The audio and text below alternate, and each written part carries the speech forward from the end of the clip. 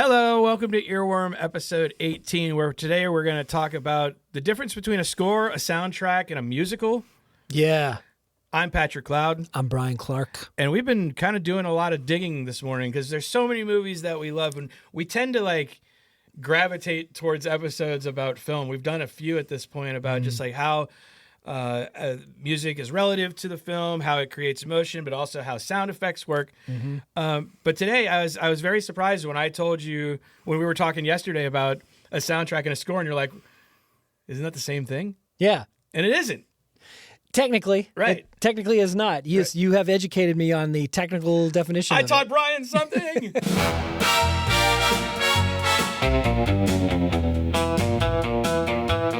Classical is dead, but we're bringing it back. A score is a score, but it's also a soundtrack. Earworm is stuck in my mind, can't get it out this time. I feel really good about myself. I feel good about learning stuff. Thank you. So we'll break it down. So a score is typically orchestral. There's very rare vocal performance, and it's usually beat for beat written for the movie to create tone and effect. Right. It's the bed, it's the music.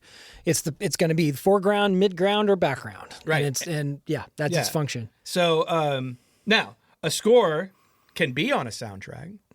Yes, Right. but the thing that I learned is that not all elements of what you hear in the movie go on the soundtrack, Right. particularly when it's related to the score. Right. Because there may be lots of score that it was created and recorded, but it doesn't make it onto the soundtrack. Right. And for anybody that's listening that's younger than 20 years old, a soundtrack is a collection of songs, whether they're popular songs or songs written for the movie by an artist that are vocal performed.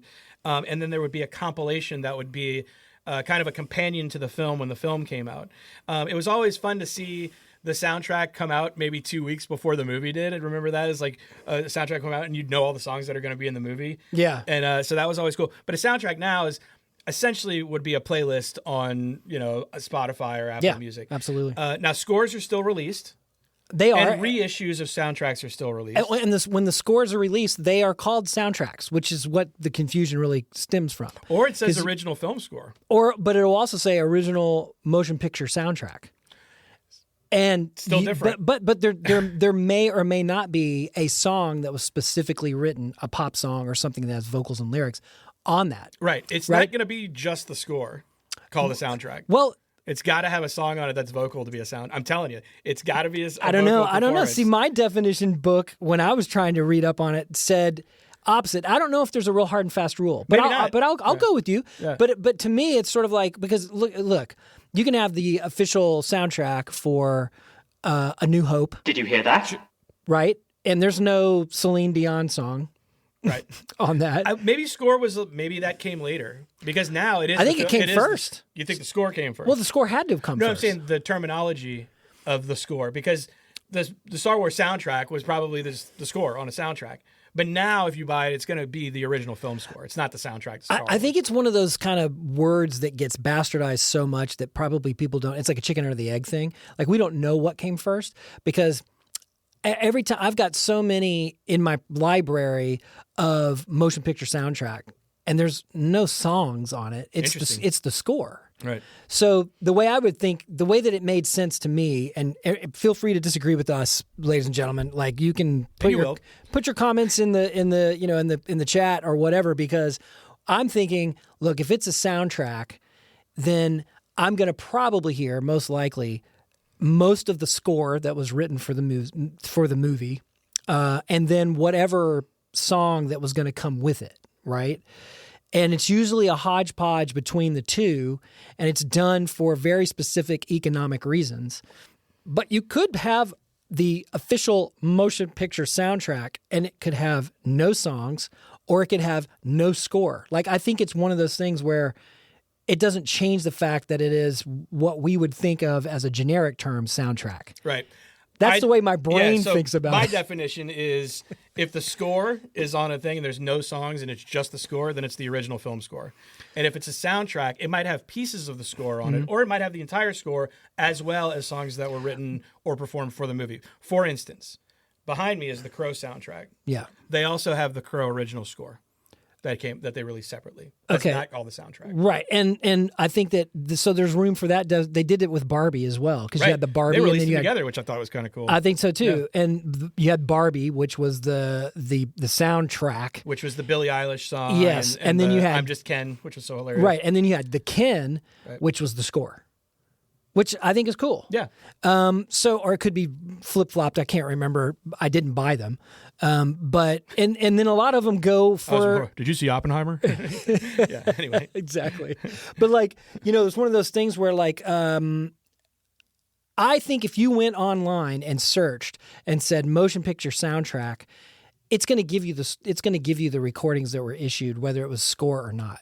That's how I think ubiquitous the word gets used. It's it's not as specific as it should be. Well, I don't know. You're not going to go buy the soundtrack for Spider-Man Brand New Day at the record store. No, it's unlikely. Yeah, right? But if we went on, iTunes or Apple Music, or you went on Spotify or whatever, and you did motion picture soundtrack to whatever Spider-Man, I think you're gonna get that. And it's going to have the score in it, and it's going to have whatever else was part of the movie that they deemed necessary. Because the one thing that I think is important, whenever you have a hit song to help promote the film, because most of the time, let's be honest, if it's pure score, it's not going to be a scorcher. It's not going to be a Billboard number one. That's right. Right? It's very freeform. As much as I love pure score recordings, it is not going to rock it right up there. You know what I mean? So it's not going to get off, BTS. I'd be interested to see if there have been any film scores that have hit the Billboard Hot 100 or something. I probably before that chart was around, but maybe if we went back to the 30s, and we get into the Disney musicals, it would have worked. True, yeah. Right? So this is where you have that collision. That is a collision because that's a musical. Yep. And it can also be the score. Right. And it can also be the soundtrack. Right. So I think my brain starts throwing parts because I can't neatly compartmentalize this word. But I think that's a really important thing. And when an artist comes in and makes a theme, so for me, the gold standard, kind of what you're talking about, is a song specifically written for the movie. Like the Billie Eilish track. Yeah, which was so beautifully done. Oh, it was so good. I cried. Yeah. I'm not ashamed to admit it. I don't think I did. I was watching Oppenheimer. Oh, okay. Yeah, well. I was crying during that. I was very worried about the world. Different reasons. Yeah. But I think that's the... No, but you have a gold standard. I interrupted you. What's the gold standard? Well, my gold standard is all of the Bond franchise. Totally, dude. Right? Because you had... By the way, Billie Eilish also did. Also, you had Adele. My favorite recent one with the Daniel Craig era was the Jack White one. That right. Love that one. But I thought that was dope. But... there's all hit or misses, but you had everybody from, Duran Duran way back in the day to Paul McCartney with Live and Let Die. You had Goldfinger. You had that one too. That totally. was right. Yeah. And you had you had all hilariously right. It just sounded gross, when they but all of those kind of things, all of those songs were written for the movie as the title opener. It never got featured in the film again. It was an opening credit montage. That's true. That is the thing. So we're not just, and by the way, we're not just talking about music licensing, but when that happens, this gets back to the economic point that I was making. It's a huge driver for people to associate a song with a movie, and it brings people into the theater. Yeah. Because they get a chance to relate to the song in a different way. And that's one of the reasons why you totally nailed it, that they would release the soundtracks early. Right. Because then there's saturation, particularly if it's new material like that Crow soundtrack you have behind you, where those songs are not really... Are they on any of those bands' records ever, or was it only for this release? The Stone Temple Pilots track is. Okay. I know that because it's the Big Empty. Oh, okay. And that's one of the, I think that was on Purple. Yeah. Or, I could be wrong. So, but besides that, the Cure, I didn't recognize. That's definitely a unique Cure sign. These were written for the movie, which is always really a cool thing. And I think one of the other one that just immediately jumped in my brain is From Dusk Till Dawn, the Tarantino one. There are some, so that was one soundtrack that I listened to in a record store they had a little CD listening kiosk, and I listened to it, and I was like, oh, ZZ Top's on this? And I put it on, and it had Mexican Blackbird and She's Just Killing Me. And for those of you who are ZZ Top fans, we're all over the drum machines and the synths, right? We're over that. After Afterburner, it was kind of like, we're done. That was as far as I could stretch it. Eliminator was already a stretch. But yeah, Sharp Dressed Man and all the other great hits on that record. And then there was like this free fall of what is ZZ Top doing? And it was just synth rehash, album after album. Then they came out with this one album, I know this is a little bit of a sidebar, which was Rhythm Mean. Okay. And Rhythm Mean is all about driving hot rods down Chapatulas back in New Orleans. It is a fucking great record. I highly recommend Rhythm Mean. And it is like they've gone back to their roots. And this is what I felt like when I heard She's Just Killing Me, because it happens at the part where Selma Hayek comes out with the albino, boa constrictor. We're talking peak Hayek. Oh, peak Hayek, right? Yeah, right? Well, come on, welcome to the Titty Twister. The best Cheech Marin part ever. But, so good. So okay, so I want to kind of I want to clean the slate and start over a little bit. Okay. I want to talk about with any of you have seen a movie and ever thought to turn the music off in it, because that's really what this is about. We're talking about how it enhances the film, and when Bryan and I were talking about it, it was like, if you ever take the music out of a film, and it's very rare that you have films that don't have some kind of underlying music or emphasis or these exciting parts, action sequences, whatever it is that causes the emotional arrangement. So before 1933, there really wasn't any of that. There was very little of that. There was you would go to the movie theater and they'd have a live orchestra playing for the originally, right? And then so the first 1933 was the first time that we had a score, a fully original score, and an original soundtrack. Yeah. That was from a musical.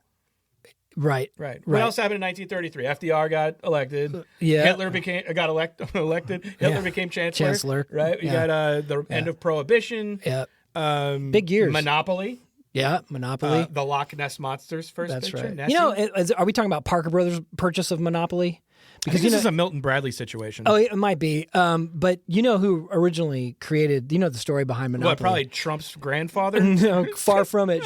She was a socialist, and she was trying to show the downfalls of what late stage capitalism was going to look like, because you end up basically getting into a war of attrition with your neighbor. And you essentially bankrupt your neighbor. I didn't know that's what Monopoly had. That is what it was meant to be. And then tone.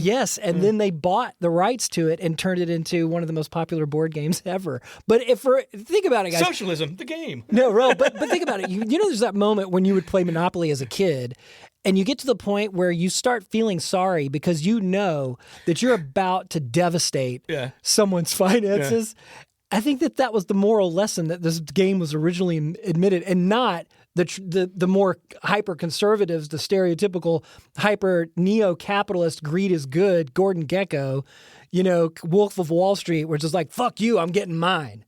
Great score, by the way. Not true. Anyway. So back to 1933. Exactly. No, that's good. That's a good aside, though. But 1933, so Snow White and the Seven Dwarfs, first soundtrack, Disney movie. Yeah. And we're going to talk a lot more about Disney later in the show. And then the original score was King Kong. Was the first, that's right, like fully original score in 1933. It was, and you and I could back the bus up just a little bit further if we went to 1926 with Don Juan, right? Because that was the first time that actually we moved away from a live performance of music in a silent film. Because before 1927, 1 year later, that's when we had Al Jolson, the jazz singer, and that was the first talkie.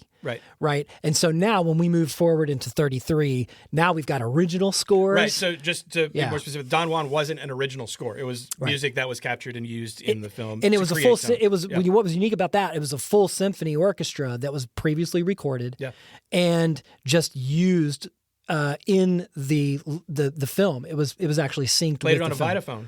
That's right. Which we featured on an episode already. Yeah. So anyway, I mean, that's pretty cool stuff in 33 when it starts to happen. And when we get into score and how it tries to move into telling the story in a musical way to elicit an emotional response from the viewer and the listeners, I think that's where we get to it, because we've got hundreds of years of history that we associate, particularly in the West, with Western music, we associate certain types of emotions with a certain type of tonality, keys, not necessarily C or B flat or whatever, but I mean in the sense of like modes, like minor modes, major modes, and derivations in between, synthetic scales, all kinds of really cool compositional devices. All of these early films that we're talking about, King Kong included, and then when we get into Korngold later, and then we get into Bernard Herrmann and some of the really big guys that were, I mean, Bernard Herrmann, just saying it now, my all-time favorite score for that late romantic era that was pre-John Williams, pre-big blasting type of big Kamen, production. Zimmer Before that class, the older class, I don't think you can beat Vertigo from Bernard Herrmann. That to me is the most luscious score. Well, that brings it's my favorite score. That brings a question, and it begs to be answered. You ready? Yeah. What is it? What it does make a great film score? Oh, dude. What inclusions or exclusions? Because I think about, character. I like building senses of irony. Yeah, I like, when there's a big movement of some cathartic moment in the movie and it changes the mood entirely. I really love the irony and the exposition in comedy whenever it can be used for comedic moments where it's like whether it's a sound or a horn or somebody rips a fart and it's a French horn, anything like that's like the real Looney Tunes in me. But so in essence, outside of those things, what's included in a great score? Boy, that is a loaded question. I mean, it is. I told you my answer already. My question. I don't know if I can fully answer it. To be honest, I don't know if anybody can because it's one of those like existential kind of big moment questions. I don't know. I mean, obviously it's whatever moves you, but if we look at traditional practices from King Kong on, the majority of Hollywood releases were major theatrical releases, all had full symphony orchestra recordings. Yes. Full thing. So you're looking at the late romantic era / early 20th century level of a huge symphony orchestra. Like a minimum of like 48 piece going up to... Oh, more than that. I'd say a minimum of 150. Jeez. You know what I mean? Because you have full brass, winds, strings, percussion, and then you have all the ancillary instrument. And then if there's a choral background with oohs and ahs, you've got to have another 100 plus singers to make these giant scores. And there were a lot of composers that really specialized in these massively large orchestrated scores that went with these big, like Ben-Hur. A Gladiator, those types of things were monumental in the early days of Hollywood, and Bernard Herrmann was part of that crowd. You think about all the great things, but Herrmann could strip things down. So just to kind of answer it, I don't know, because today you can have an incredibly amazing score with very, very few instruments. And like, for example, the most pared down that I can immediately think of off the top of my head is Birdman with Michael Keaton. Right. I didn't even know until you told me a little while ago about that one. Yeah. It's literally, I've seen the movie. But... I love the movie. Yeah. I thought the movie was fantastic. That was literally a drum set. That was it. That's the only thing in the score. And if you buy the score or listen to the score, you're going to hear just a drummer, a solo drummer. Sounds like they're practicing, they're doing it. But the cool part in the movie, if you remember, there's a moment in the movie a couple times where he walks past down the street or in these scenes, and it's literally the score being played. The drummer who did the score is playing drums in the street as if he's like a busker. Yeah. And I thought, oh, that's lovely, that's amazing. Just to be able to do that. So there's some other really sparse ones. So it could be a single synthesizer. Neil Young did Dead Man with Johnny Depp, and that was just guitar. Sure. So I don't know. That's my answer. I think the way that I would categorize it, and that's kind of a good answer, though. I mean, I think that for me, I feel like a good theme should be locked in, right? There should be an overarching theme. Okay, so where you have a melody through line that's repeatable in different modes and however throughout the entire film to add some kind of cohesion to the movement of the film. Right. I find that to be extraordinarily important. They don't have to have one. Right. There doesn't have to be. But I find that the great films have great themes, right? So I'm talking about big movies, Jurassic Park, right? You can sing that to me right now. Sure. You could sing multiple parts of it to me right now. Pirates of the Caribbean. Right? Big themes. Harry Potter. Star Wars. All John One of Williams. The greatest. Yeah. Hans Zimmer, too. Yeah, true. Hans Zimmer did the Pirates. Did he do all the Pirates? I don't know. So, okay, yeah. all right, I'll take your word for it. I don't know. He also did Interstellar, which is another That's great. incredible thing. Yeah. But then you look at Game of Thrones.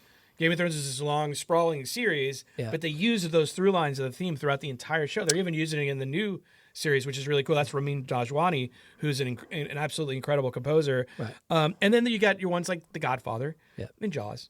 And like these are films that have great themes and through lines that show up throughout the movie and kind of keep you in the mood to do that. So I think that's one thing that makes a great score.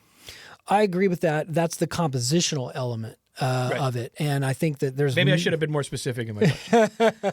Well, that would have answered. What makes a good composition of a score? I think you're right. If you ask me that question, then I can answer that a little more succinctly, which is yes, you're completely right. We need to have, just as character development happens in the dialogue and in the wardrobing and in the setting of wherever the character is primarily based, we also need to have that as a musical equivalent if we're going to be having further opportunities to develop leitmotifs, to do foreshadowing, to do irony, to do all of those types of things. Now, this really stems from early compositional stuff that really reached its zenith back in late Romanticism with Richard Wagner and Richard Strauss. These are the concept that we're talking about right now is called the leitmotif. And the leitmotif is basically where you have a character that is associated with a melodic fragment. And then once you start establishing that so that every time it comes into play, you can understand. So, for example, if you have, say, a husband and a wife and they're having an argument and one of them has been found out to be unfaithful to the other, and we know their leitmotifs because we would have heard this many times throughout an opera or whatever, if they were saying, who's your lover, and one of the person who's guilty is saying, I don't have a lover, and they're singing the leitmotif of another character that we know they had an affair with. Right. This is what you establish by having a theme and everything else. But you can also have, just to flip the coin, you can also have a good score, in my opinion, like Sicario, which it's minimal. It's incredibly minimal. In fact, sometimes it's just subtones that are just rolling around in the bottom. There's no defined melody, and there's just like these big sort of just sounds that just sort of emerge, and it's like pools of tone, and then a rhythmic element, and then it just dies back down. Right. It kind of reminds me of the what Matt Damon said recently when he was talking to Rogan about how in the future of movies you have to repeat the plot several times because people are on their phones. Subconsciously, those leitmotifs help that plot device continue to be repeated. Yeah. I think one of the master strokes in this regard is, for years we watched Star Wars and we know the Imperial March and we know it so deeply in our head and it's so ingrained in culture. But then they started making the prequels, and Anakin Skywalker, when he turns dark, you hear Darth Vader's theme drifting and in the background. Yeah. And it's like, that is an unbelievable way to piece all that together over a period of time. So that's a leitmotif. And usually 2 to 8 notes in a sequence. It's usually a really small melody or whatever. Yeah, it has to be short. But it's always this shit matters. It's like it's a device that says what's happening right now is important. Look, and we talked about this on a previous episode where we mentioned song form and we talked about songwriting, but we talked about the idea of the hook in a song, right? And it's the beginning of the beginning lick of Pretty Woman, or the beginning of Sweet Home Alabama, or the beginning of Master of Puppets, whatever. Pick your genre. Alabama, that's the Kid Rock song, right? Yeah. Sing Sweet Home Alabama. Yeah, well, how many songs in modern country music has Sweet Home Alabama been referenced threw you in? off. My bad. No, dude, don't get me off. Don't get me off Save track. your intros, your Pretty Women's, and your. Oh, I think, or whatever classic riff that you go, that is the most righteous grooving riff ever. That's essentially an immediate, I know exactly what song this is. Mm-hmm. The same thing happens to us in the theater when we associate that riff or lick with a character. Yeah. Or a place. Yeah. Right? Because if you think about it. Or a situation. Yeah. Absolutely. A moment. Yeah. It happens a lot in the Star Wars saga where each planet has its own orchestration moment. Right? They'll have a very interesting synth instrument, or they'll have something there. Think about, Zimmer's use of that in Dune. Or you can think of it in Blade Runner with Vangelis and the CS80, the Yamaha CS80 synth.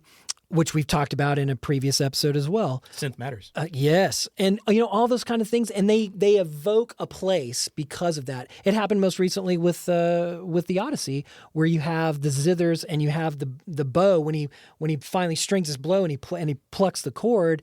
But they were playing traditional Greek re-inspired that they got off of I could just see Ludwig Göransson being like, I want that lute. Can you get me that lute? Yeah, get the lyre. They wanted the give me lyre. the lyre. Yeah. And so it's like, yeah, man, like that's what we're talking about. Because theoretically, it's going to put us in a place where we've got a prehistorical, associative property in our brains of looking at ancient Greek art, whether it's on a vase or a mural or whatever's surviving. And then we go, what is that? Oh, it's a lyre. Okay, cool. Oh, that's a flute. It's a double flute, right? That you play single-handedly in each hand. That's what they recreated for the Odyssey. So it puts us in a place. And it'd be like if we did a music, it happens a lot in Syriana. It happens a lot with movies that are based in the Middle East. They have a tendency to use ouds and they use indigenous instrument, right? The same thing with Japanese film, right? They're going to use traditional Japanese instruments if it's a period piece, because you're going to have shakuhachis and, shows and biwas and, all of those great classical instruments. Right, or in like the Bollywood films, you got your heavy sitars and and an 808. And an 808. Yeah, it's true, though. It's true. It's so funny. That's cool. Yeah, I think it's really important for, the score to really move the film. And it has to. It has to. And it can bring it to a halt as well, I'll tell you, I mean, I'm not a huge film scoring person. I have a handful under my belt of just doing it when I was living back in LA and then writing a lot for TV and film. What's that process like? Well, it's very interesting because the first time that you get to see the director make an edit of a film, and it may not be the full edit of the film yet. It may just be a scene or two, right? And you have to spot through it with the director. If it's an independent film, you're going to probably just be you and the director. If it's a major blockbuster stuff, you're probably going to have some of the executive producers and their wishes, and then the record label. More money means more people. Mm-hmm. So, fortunately for me, I didn't have that problem. I would just work directly with the directors when we were working on their films, and we would sit through the scene. And for me, the thing that I would go is like, what's the stakes here? Like an actor has stakes, right? And if you're trained in acting, the director is supposed to give you, the actor, what is the stakes? What do you have to give us in this scene? What's really the most important moment, or the through line that you need to adhere to, regardless of what the dialogue says? You know what I mean? If it's to give you this sense of underlying rage, how are you going to do that when you're saying I love you? Right? You know what I mean? And so the director goes to the actor and says, this is your stakes. You cannot let down your guard. You have to be absolutely fuming, even though you have to say it in the nicest way possible. That's your stakes. The same thing happens with composers. We have to look at it, and I'm looking at the director, and we're talking through, and I'm watching the actors who he's already given director chops to, and then he says, okay, this is what the music needs to reflect here. Or they may be unsure, and they're like, what do you think? And I'm like, okay, this is what I'm picking up on. I feel like there's this rage thing going on. You know what I mean? And then you come up with a collective vision, and then you go score it. It's fascinating because some of the most beautiful moments that I can think of on screen, if you turn the sound off, they completely fall apart. And I'm talking about the music, not the dialogue. Sure. But just if you turn this music off, if there's a way, just mute it next time you do it, you'll go, this doesn't have the emotional thing.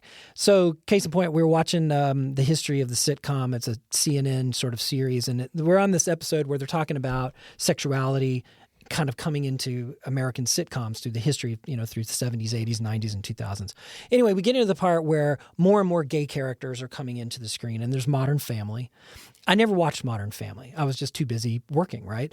So I had no association to these characters at all. And there's this moment where there's these two lovely male actors who decide that they want to get married, and they're apparent. And I'm listening to this being narrated over by one of the actors who was talking about this, right?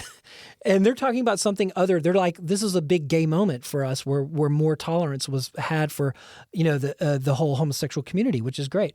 So anyway, they're talking about this thing, and they play the scene, and apparently the car is dead on the side of the freeway, and they're trying to change a tire, and they're both on a knee, and they're looking across from each other, and they both know what they're saying to each other, and they don't even say anything. They just look at each other, and they both say yes at the same time.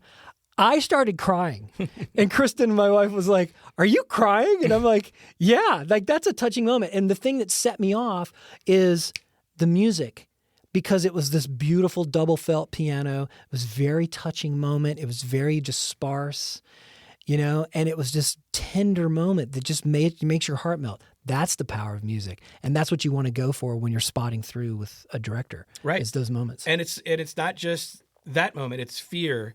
Yeah, and it's the whole gamut. It's every emotion or every feeling that you can have, totally enunciated. I mean, it's just like putting punctuation in a sentence, man. It's like so critical, but in the same way, it's like it's used for comedy. Timing is everything. Yeah. Timing, so crazy. We were talking about just the irony and comedy that can come out of it. One of my favorites is American Psycho, and he does it several times as an irony device, or she does, excuse me, several times as an irony device in that film. Yeah. From the Phil Collins references to the Hip to Be Square when he's murdering Paul Allen, which is just the dun, dun, dun, dun, dun, dun. Hey Paul, and it's just dark, so good. And then Walking on Sunshine, like oh man, creep. It's so crazy. Yep. Well, and also not to derail you, but the moment in Reservoir Dogs, right, where you've got the Harry Nilsson put the lime in the coconut, right, and it's like, what is happening here? Because this is gonna go wrong. Yeah, where else was there? We were talking Clockwork Orange. Clockwork Orange. It's like every violent moment is like punctuated by like Singing in the Rain or Beethoven piano sonatas. Beethoven, solo piano sonata. Yeah, some of the most violent scenes, the rape scene, many of the others is a solo thing. With Kubrick was an interesting guy. He understood. He's the guy that filmed the moon landing, right? Yeah, wasn't it 2001? Who held the camera, man? Isn't that when we went? Didn't Hal take us to the moon? Something like that. Like, who was holding the camera? Right? Hal. Yeah, it was Hal. Hal was Hal. Yeah, when in doubt. So what about Kubrick? So, Kubrick was amazing because I think his choice of, he didn't necessarily have, he did stuff with Wendy Carlos, but the phenomenal legend. But not, and who also did Tron, which is a wonderful movie, the original, the OG Tron with Jeff Bridges, but what he did is he would find very esoteric 20th century composers. So Krzysztof Penderecki, Georgi Ligeti. These were guys that were doing microtonal sort of movement. And so when you look at some of the most creepy moments, like in The Shining, and and they're like, "Come play with us," right? And then the blood opens up with the elevator and it floods all. A lot of that was Threnody for Victims of Hiroshima from Krzysztof Penderecki, which was an aleatoric composition that was meant to literally you can listen to this classical piece of music, classical now, and you can actually construct a narrative in your mind just based off of what the orchestra is doing. It is so powerful. And when he put that in the film, which most people would have not heard, it added this whole element of creepiness to it that people were like, this is deeply unsettling. Sure. And when you watch The Shining, this is a great movie, period. One of my favorite psychological thrillers. It's not a horror movie for me. It's a psychological thriller. But whatever, there's violence in it. I mean, there's a little. Okay, all right, I hear you. I agree. But when you think about it, if you mute the film, and where there's music and all that stuff in, it's very slow, and it doesn't make it. It's like it loses its momentum and its creepiness, and you don't feel as creeped out. Well, I think horror movies without the score are hilarious. Yeah, they are. Like, it's just almost comedy. Yeah. Yeah, when you think about it, they do have a very high level of comedic. Yeah. It's timing, and the music does. I mean, the score does so much for it. All the heavy lifting. It's all the heavy lifting, and same thing happens with we love spaghetti westerns. I do. I love Ennio Morricone. Is one of my favorite composers for film, and Morricone for me, Good, Bad, and the Ugly. Yeah, one of the greats. It's still. I listened to that soundtrack when I was a child, and it was the last record. We had an old. Remember the old console stereos that used to look like a giant piece of furniture. It looked like a coffin. And yeah. you could open it up and there was your record player in there. And you could stack vinyls, right? And I would stack 3 to 4 vinyls every night. And when one finished, the tone arm would move and the platter would drop and you'd listen to one side of another record, right? They couldn't flip it, not ours. But my last choice was Good, Bad, and the Ugly. And so I knew that when I finished that, there was no more records and I could go to sleep. So do you get sleepy when you hear the Good, the Bad, and the Ugly? No, I'm totally awake. I'm totally awake to it. But that moment of the 3-way Mexican standoff where they're looking for the gold. Oh, yeah. Right? And it's all the close-ups. Without the music, it's hilarious. Yeah. Yeah. Well, I mean, I'd love to play it for you, but you guys just go back and watch the scene. It's near the end. We might be able to clip it. But you know what I mean? Yeah. And you're looking at it, you see all of these like close up, ever including closer and closer and closer shots of eyes shifting and hands, nervously about to have trigger finger, and it's close up of the gun and out of focus background and all these things, and it becomes more and more hyper focused. You turn the sound off and it totally falls apart. Yeah, it's so funny.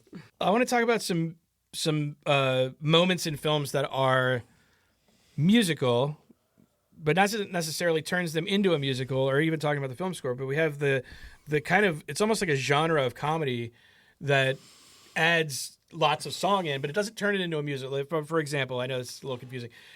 School of Rock, great example. Sure. It's not a musical by any means. Now, there's a lot of music in it, and it does help the film. And it's about music. And it's a plot device, as is Sister Act, right? Yeah. Whoopi Goldberg. Yeah. Lauryn Hill in the second one. Not as good of a film, but okay. I don't know. Lauryn Hill was pretty awesome. There's a lot of movies that use music as not only the plot device for the whole central theme of what it's about. Movies about bands. Right. There's like Almost Famous or Tom Hanks in The Thing You Do. Yeah, You Do. Yeah. Which even has the title track in the movie. Yeah, totally right. Yeah. I mean, all of those are cool.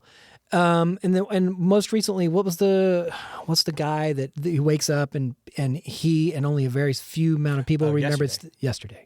There you go. Is that Dev Patel? I can't remember. That was a cool movie. It was a great movie. But he kind of plays off that he wrote all the Beatles songs. Yeah. And he's like, you've never heard this song? Yeah, right. And he went from like being, a busker with no future to the biggest star, and then writes with Ed Sheeran, and then, all the comedic moments that happen. But that's about music. We're not really so much, I mean, for me, like, I love those films, but yeah, you're right. I mean, there's the Wayne's scene. World. I was supposed to say Wayne's World with you're totally on the same wavelength with Bohemian Rhapsody. Very high comedic moment.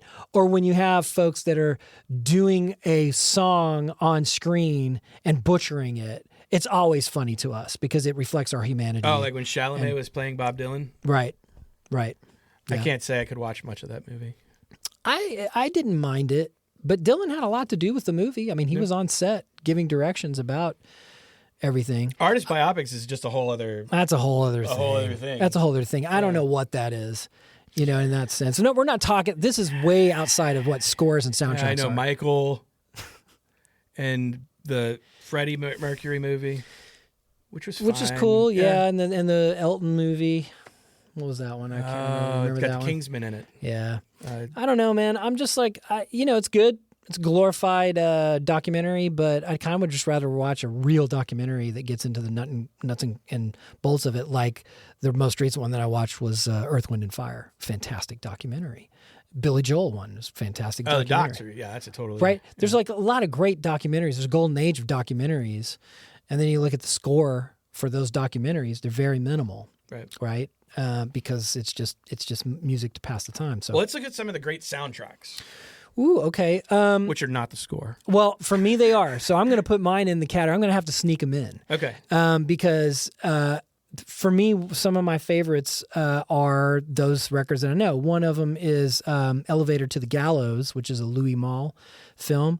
Sounds like a score to me. 1958. It is a score. 1958. Miles Davis actually scored this. And the cool part about that is the night before he got together with the musicians, they literally came in and watched the edit of the movie and scored it right there. That became the soundtrack to the movie. Like they didn't watch the movie and then score. They just they literally were live like scored it. Just like in the old days. That's cool. Like the old days of Foley when we did our Walter Murch episode. Yeah. That's cool. Those are some of my favorite. I mean, I love that. I love scores that blur sound design with traditional instruments. So John Bryan did Punch Drunk Love, and he actually did environmental recordings, and there's a lot of sort of electroacoustic elements. It's a very interesting film, and I think that's a really great type of film. I also most recently I liked Rental Family with Brendan Fraser, and that was also a score. It is. That's what I'm saying. I don't There's have no soundtracks that you can think of that you like. Zero. I mean, I can like think the of Forrest Gump soundtrack. No, it's unbelievable. Of course, it's it's a little history of American music. Yeah, I know what it is, but it's like I already have those records, so they don't mean anything to me. I'm not hearing anything new. Same thing with The Wedding Singer. It's like that's a great soundtrack, but I already own those records, so I'm not hearing new. Let me give you a couple. Okay, yeah. So I mean, like that's cool. The Crow soundtrack, it's cool. is one of my favorites. There was a movie called Judgment Night in the 90s, where they got rap bands and rock bands to write songs for the movie. That's interesting. And there's some really, really great original music that was done for the movie. As well as Queen of the Damned, an amazing soundtrack with the track list. The movie's okay, but the artistry of the bands that they wrote for the movie was very, very cool.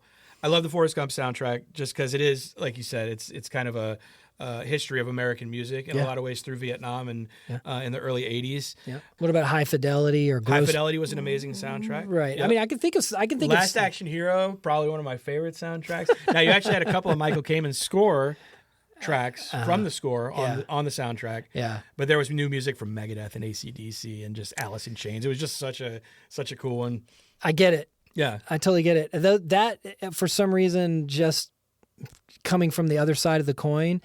Well, you're a composer, though. I know. Yeah. And it's like, for me, it's going to be like, I want to listen to Tron. I want to listen to Blade Runner. I want to listen to. See, I want to watch those.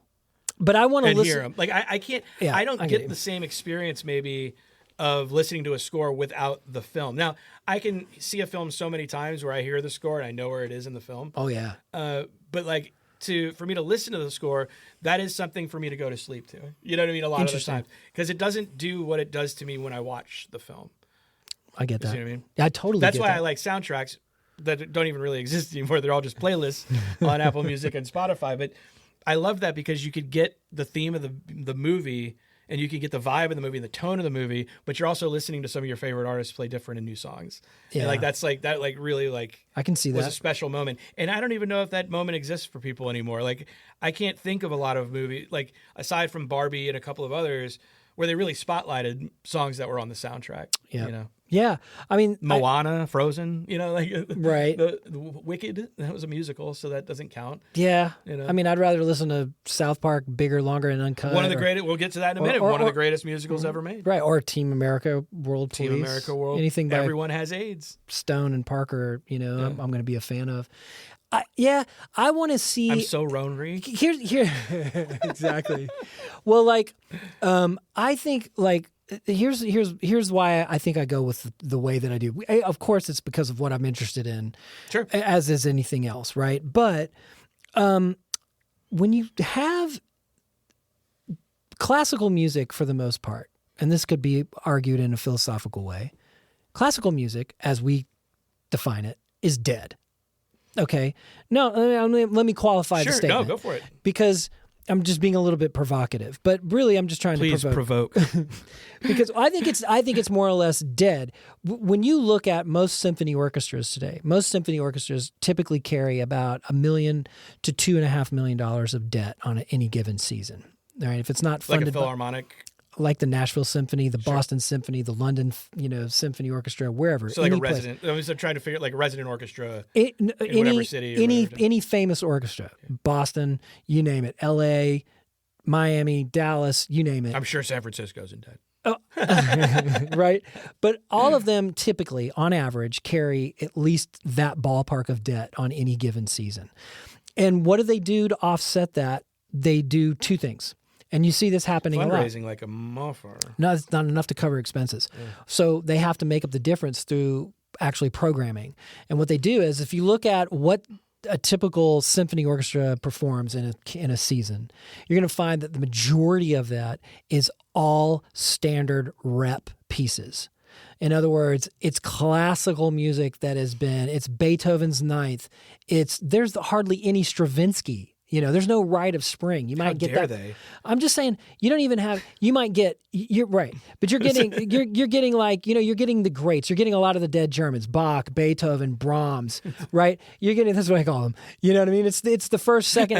That's awesome. The third. It's like the Fab Four. Right. The dead Germans. It's the dead Germans. You know what I mean? But it's true. It's Haydn. It's totally. Mozart. Yeah. Right? It's all of those things, and then they'll throw in a new work because maybe there was a commission that went through. And it's going to be premiered there. That might happen, okay. But that's not where they make their money. They make their money off of Barry Manilow coming in and singing his hits with the symphony orchestra, or they do a live score recreation of Star Wars and show the Star Wars in the symphony hall with a live orchestra, and it's like $200 or $300 a seat, right? And that is how they break even. So I'm saying classical music, as we think about it, is dead. The only thing that is close to its surviving incarnation, and it is a wildly divergent arm of this tree, and that is film score. So for me, John Williams and Hans Zimmer and Daniel Pemberton and and Danny Elfman and all the greats and Bernard Herrmann and all those guys.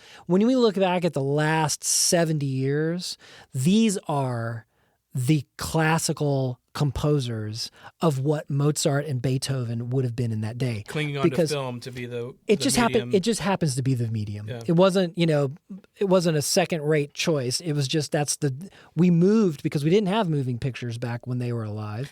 And so as film was developed and photography was developed, we've become much more visually sensitive, and that's the dominant sense in our existence right now. Well, we've also dumbed down music for many years because of consumption, and when you make it a commodity, like it's become, the appreciation it becomes much different. We talked on one of the episodes about how prior to 1930, many more instruments were in the home, and people were playing music at home because there was no way to deliver. There wasn't high radio and all of that to be able to listen to popular music. You had to play it yourself. So there was a different kind of respect for it. And that's even changed greatly just in the last few years, honestly, with the advent of licensing music on Apple and Spotify and such. I know you and I are both big fans of physical media because they can't take away our guns, That's right. My musical gun. But yeah, and I do appreciate that side of it because there is a difference in the appreciation due to the commoditization of it. Well, and you get this whole different, again, things change, and I'm not trying Trends to... change. Oh, absolutely. Right. Don't get off my lawn, me. Yeah, right. Yeah. But it's sort of like, okay, look, now you've got things like Suno and AI that can come in and with just minimal prompting will create a production-ready outcome at minimal effort. In fact, you heard one at the beginning of our episode. Yeah, the only effort that it took was a little bit of just cultivation and curation by us massaging a prompt to get the result that we thought would be appropriate, right? I think that that's a very dangerous place because what we lose touch with is the amount of sacrifice and sheer life force, life cycle energy that a human being has to devote to getting good at something. Now, we immediately appreciate it We immediately appreciate it with professional athletes, although we don't see the hours and hours and hours and hours and hours of grinding. That's why we work. yell at the TV and be like, "You can't catch that!" Right, you're an idiot. Right, you know what I mean. But it's we also didn't do the 10,000 hours. I think musicians and artists are exactly the same way. I can say just from personal experience, the amount of years that I spent, decades, trying to get proficient at not only one instrument but others, and then engineering, and then producing, and then writing, and then composing. I mean, it's my life journey. Mm-hmm. And so to have something that can just sort of devoid your effort in a way that a unsuspecting buyer and the unsuspecting listener can be fooled into thinking, and then to have that same AI train off of you for its algorithm, because it's a learning model, is deeply offensive. It's literally like someone is stealing my style, my whatever. And I'm not a major I'm not Taylor Swift. I'm not whatever. But AI is at this point right now where they're basically, if people are saying, oh, these crazy bands or crazy music, it can't mimic yet. And I'm just going, give it 6 months. Yeah, it gets better and better. I mean, a few months ago, we did our first episode was on AI, and we've watched it just since then change and get better and even create some beautiful things. Even it's at the moment when you hear it, but when you know that it's fake, you can tell. Oh yeah, you can totally tell. And we're poking fun at it. We're totally. Every week. Every week. Yeah. But for me, it's also know your enemy, right? Yeah. And luckily, I write music that is not standard by any way. And that's why it's not on number one in 15 countries, right? And that's okay with me. I'm totally okay with it. So the chances of me not being aped by AI are infinitely higher than someone like an Ed Sheeran or an Adele or a Bruno Mars or a Metallica. Because that whole thing got trained on those models. So I think that's the thing that, you and I, like you rightly said, which is many, many decades ago, there was more of an emphasis on recognizing the athleticism of, to putting it in this metaphorical context, to recognize the athleticism of a musician who really trained and is a masterful singer or pianist or guitarist or what have you, or a songwriter or whatever. And it's like that, to me, cannot be replaced. And that's the thing that I think this version of film scoring with these composers that we've talked about, that's what they represent to me that's the next lineage of classical music. They have more in common with Bach and Beethoven and, all of the composers that came before them than a Lennon and McCartney do or whatever. That's a different thing. That's a different genre. Right. But when we think of classical music and all of the canon of how we elicit emotion, like how do you make someone feel pain or jealousy or envy or whatever to go along with what's happening on the screen, it's all 100% derivative off of what has come before in 20th century music and going back to 1500. Well, that's a great way to round the bases, because the last part of this, I wanted to talk a little bit about musicals, because if there's one thing that takes having original songs, but also original scoring, and being able to create a narrative out of it and actually keep some of these composers in work, because it's still a popular medium in a lot of regards, is the American musical. I say the American musical because it's a very American proliferated thing over the years. Yeah. Not to say that Shakespeare wasn't the original or whatever, or whoever had the first musicals. I don't really know. But I know for sure that all of that, what we're talking about today, is kind of mixed in that one. And that's why we left it as kind of a different genre. There's the score and there's the soundtrack, but a musical kind of does a little bit of both, right? And it kind of fits a lot of things. Now, a typical musical is going to be mostly dialogue, exposition. Everything is going to be in some sort of song format. And it is like a score, because you get reprises and the way that a score is written is kind of how a musical is written. But there's now the entirety weight of all of the dialogue and all of the vocal exposition is going to be in song, which is a very challenging thing to do, especially in a strong way to get your points across. So one of the, I've seen a lot of musicals. I know that's not really your forte, but everybody knows Disney. Sure. And you've seen most of them, right? I've seen most everything that Disney's made. So we said earlier that the first soundtrack was Snow White and the Seven Dwarfs. And it was released on vinyl. Yeah. The movie was out, released it on vinyl. It's a very collectible thing, obviously, the old pressings of it. But when doing research, we realized that there weren't a lot of non-musical Disney movies until like the 2000s. The ones that we saw, we noticed Bambi still had strong scoring and vocals in different songs, and 101 Dalmatians are not your typical musical. Right. But almost everything else up to like 1985, Peter Pan, even the live action stuff like Mary Poppins, these are all musicals. And they did such a great job with that.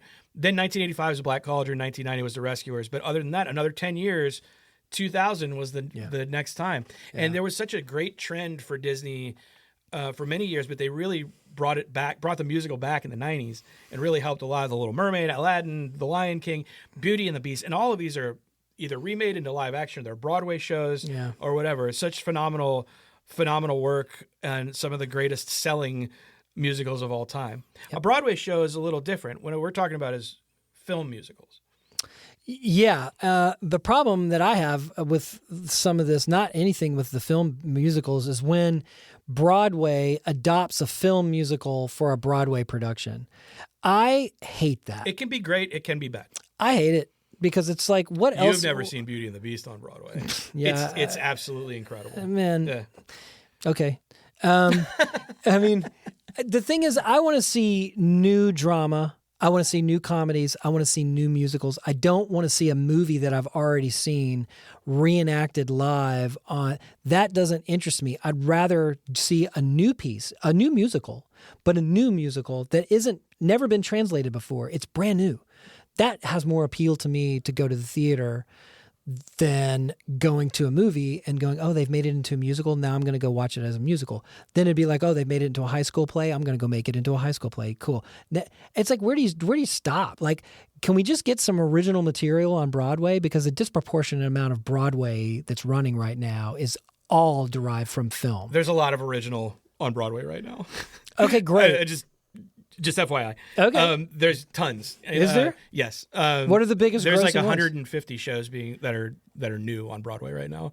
Wow. Yeah, like in the last 10 years is what I mean by new. And okay. For a show that is new. Okay, but you look at how long has The Lion King been running? You know, how long is The Lion King never stopped. I know. Yeah. That's what I'm saying. Yeah. Or and then you have the reverse, you know, which you haven't seen. Where you have I didn't mind the Hamilton version where it started as a musical. They didn't make a movie though. They just put the musical on Disney. Right. But it's phenomenal. I loved it. Yeah. I thought I'm like, yeah, this is cool. This is fun. This is a lot of fun. And it's a lot of scoring. But I think that, man, it's such an economics thing when you've got to rehash a movie and make it into a Broadway musical. Just make a new musical and that's how the art form's going to survive. Otherwise, it's completely derivative. The creative tree is being sapped, right? Because of Hollywood screenwriters. So was Barbie was close? Was it a musical? Oh, you mean to me? Well, I guess that was a new idea. It was cool. I loved Barbie. Yeah, I love it. I own it. It's great. Wonderful. I thought film. Wicked was good in the theater. You know, I thought that was terrific. You know, Wizard of Oz being a musical as it is. Yeah, it's kind of interesting to see a sequel, or actually a prequel. Or a prequel. Yeah, didn't do much for me. Okay. But I mean, you know, look, I'm just coming from a different place. I haven't yet developed the true appreciation for that. I got to take you to New York, dude. We got to go see some shows. I'm serious. I mean, but the times I've been to Broadway, you know, and I get to see like the producers and, you know, Cabaret and Book of Mormon dude. And all that. I mean, I dig it, but I don't like Cats. Cats is awful. I don't like Pirates of Penzance. Never saw it. I don't like Les Mis. I don't like it. It's probably really sad. I mean, who wants to get dressed up and feel like shit for, you know, an hour and a half? I don't. You know, anyway. Revolution. but what I was getting at is like it's one of the last bastions for composers to have a path. But it's different. It's not. When you're composing for musicals, it's a whole different way of composing than when you're composing for film or when you're composing for a real classical music audience like a symphony orchestra. That's a whole different headspace to be in. And because you're subservient to a narrative that has already been done, whereas when you're working on a musical, you have a libretto in the sense that you have something that you need to set to music, and that's a different level of trying to different bring us type. Together here, man. Oh, Not man, tear us apart. We're together, brother. We're together. I'm just got a couple of pet peeves that I see that. I have no opinion. Tell us how you really feel. That's right. But yeah, I don't know. Not a big Andrew Lloyd Webber guy. I am not an Andrew Lloyd Webber fan. I'm genuinely not. Well, yeah. Starlight Express. I mean, you know, like. Yeah, I mean, no. To be Phantom of the Opera is just this great production, but that's part of it is just the production is so cool. Just read Faust and be done with it, and it's much better. But anyway, I hear you. So musicals being, I feel like just in a relationship where it does kind of all of the same things. Yep.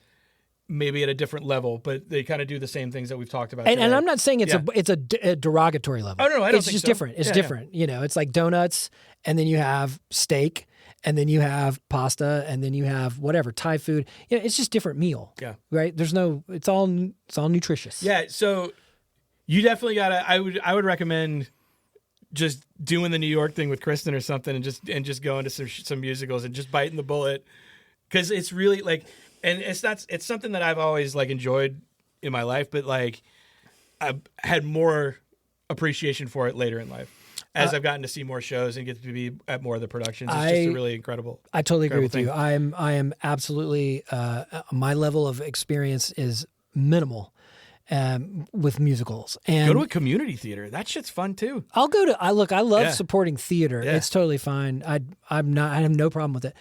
I saw. I grew up, but just growing up in Toxic Texas. Avenger in community theater. It was amazing.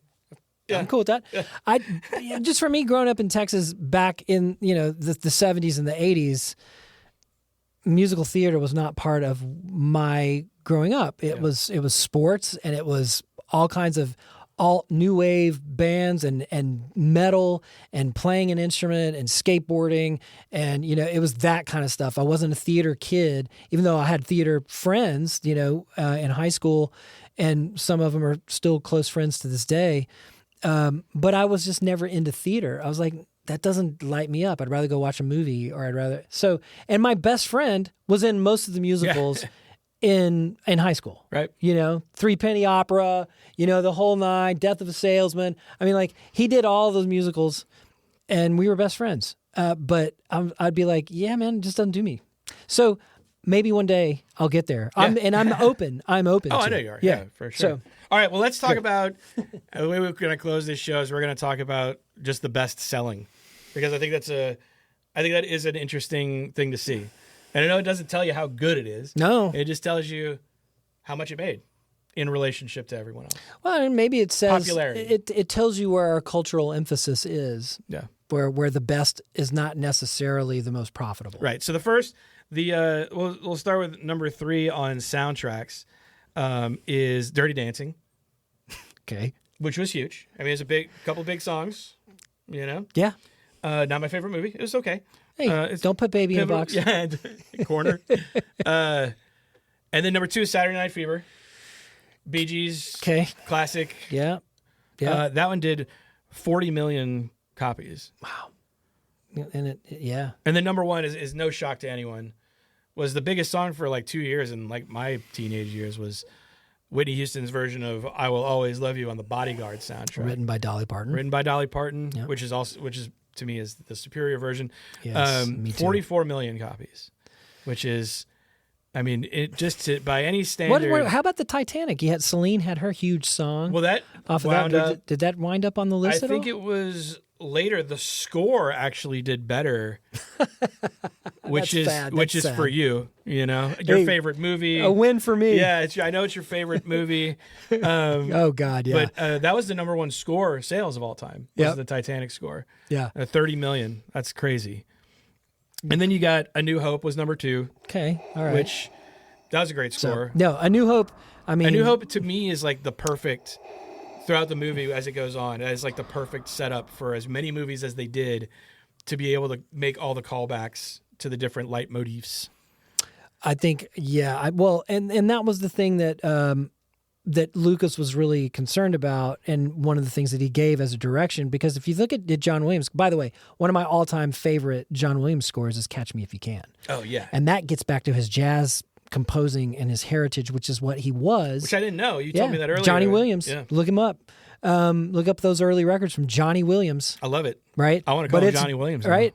But when you look at A New Hope, and think about this, Lucas just pivoted from American Graffiti, right, to New Hope.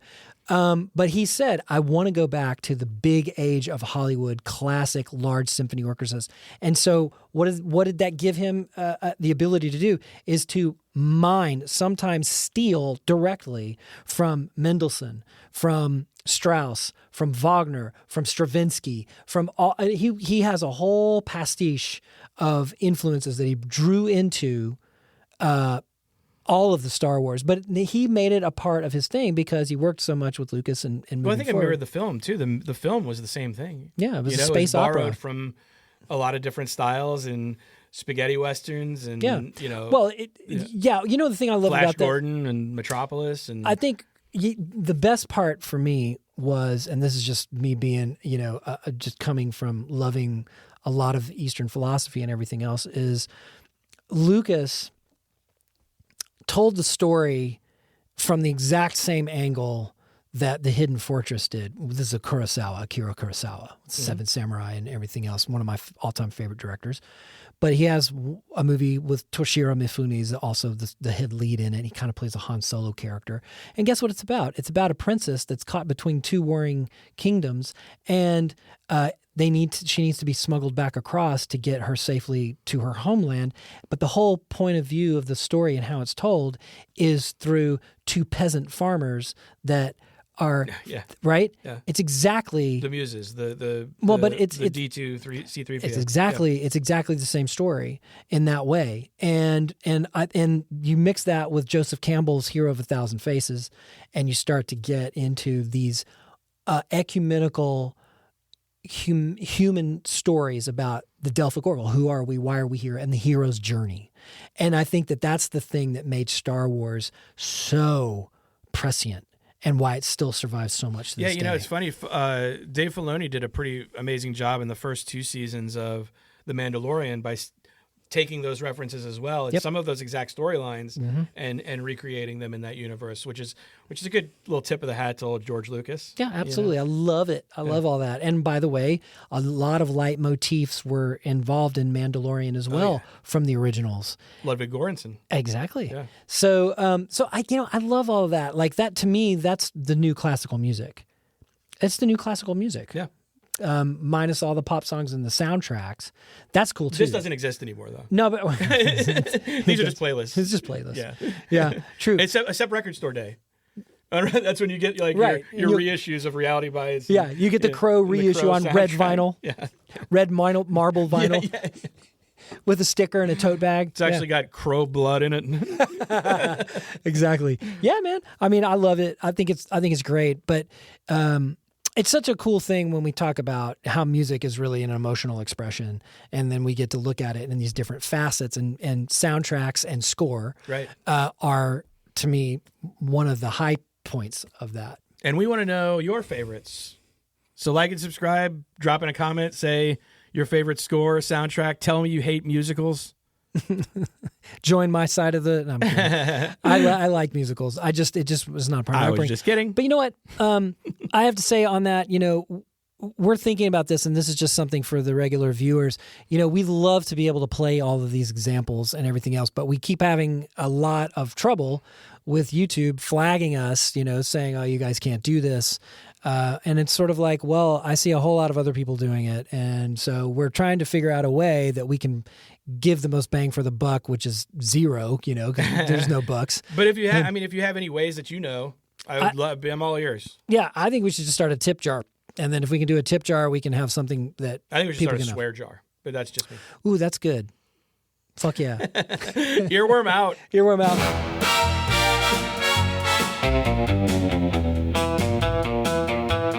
Classical is dead, but we're bringing it back. A score is a score, but it's also a soundtrack. Earworm stuck in my mind, can't get it out this time.